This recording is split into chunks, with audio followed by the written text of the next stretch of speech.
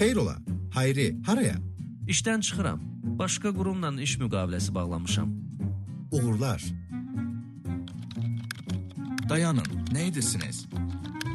Müştəri məlumatlarını öz hesabıma e-mail ilə göndərirəm. Yeni işimə başlayacağım yerdə mənə lazım olacaq. Bu qədər də olmaz. Bu müştərilər bu qurumun müştəriləridir. Müştəri məlumatlarını kənara çıxarmalı değilsiniz. Əgər bu hərəkətiniz aşkar olunarsa, inzibati cəza ilə üzləşə bilərsiniz və qurumunuz sizin haqqınızda cinayət işi qaldıra bilər. Qardaş, nə ola bilər ki? Yaxşı, siz deyən olsun. Məndən demək. Sonra görüşərik. Görüşənədək. İşlər necə gedir? Yaxşıdır. İnformasiya sızmalarını yoxlayırıq. Sızma var mı? Bəli, təəssüf ki var. Yaxşı, indi nə edəcəksiniz?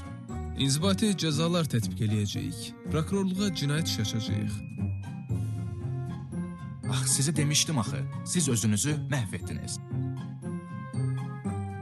Nə qədər ki bir qurumda işləyirsiniz, bütün məlumat hüququ həmin quruma məxsusdur. Buna görə də heç vaxt qurumun şəxsi məlumatlarını qurumdan kənara çıxarmamalısınız.